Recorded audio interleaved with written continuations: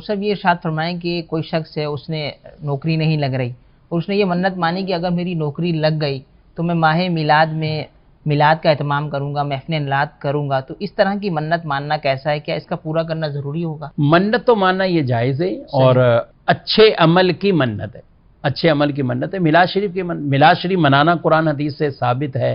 نبی پاک صلی اللہ علیہ وسلم کا ذکر خیر کرنا، نعتیں پڑھنا، آپ صلی اللہ علیہ وسلم کی سیرت مبارکہ کو بیان کرنا، کھانے کا اہتمام ہوتا ہے لوگوں کو کھانا کھلا دینا۔ اب تلاوت کلام پاک ہو، نعت خوانی ہو، اوصاف مصطفیٰ بیان کرنا، ذکر مصطفیٰ بیان کرنا، سیرت مصطفیٰ بیان کرنا صلی اللہ علیہ وسلم، یہ سارا کیا ہے؟ یہ قرآن سے بھی ثابت ہے، حدیث سے بھی ثابت ہے۔ پھر کھانا کھلایا جاتا ہے تو یہ عمل بھی قرآن سے بھی ثابت ہے، حدیث سے بھی ثابت ہے کہ یہ اچھا عمل ہے۔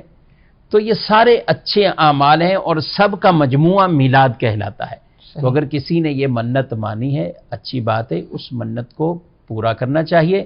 یہ بات یہاں پر یہ میں ضرور عرض کروں گا کہ بعض منتیں وہ ہوتی ہیں جو شرعی طور پر واجب ہو جاتی ہیں۔ جیسے آدمی نماز کی منت مانی کہ اگر میرا یہ کام ہو گیا تو میں نفل نماز پڑھوں گا، میرا یہ کام ہو گیا تو نفلی روزے رکھوں گا، تو یہ واجب کے زمرے میں آتے ہیں۔ اگر کام ہو گیا تو یہ واجب ہو جائیں گے۔ لیکن میلاد والی منت وہ منت نہیں ہے کہ جو شرعی طور پر واجب کے حکم میں چلی جائے۔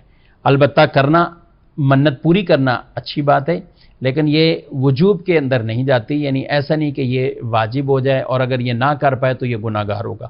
باقی میلاد وہ کوئی بہت بڑے پیمانے کا نام میلاد نہیں ہے۔ آپ گھر میں بھی 4 افراد بیٹھے ہیں، گھر کی فیملی بھی آپ بیٹھ کر حضور علیہ السلام کا ذکر خیر کریں، درود پاک پڑھ لیں، جو محاضر ہے تقسیم کر دیں۔ آپ گھر کے اندر بھی میلاد کر سکتے ہیں، تو اس کے اندر کوئی بہت بڑے پیمانے پر وہ انتظامات ضروری نہیں۔ ہاں البتہ جن کو اللہ نے دیا ہے تو ضرور اہتمام کریں۔ جب میلاد کی محفل سجاتے ہیں تو دوسروں تک کی یہ نیکی کی دعوت کا یہ پیغام گویا کہ پہنچتا ہے، تو کسی کے بھی دل میں اثر کر کی باتیں اور وہ نیک عمل کرے گا تو انشاءاللہ آپ کا بھی بیڑا پار ہوگا، ثواب ملے گا۔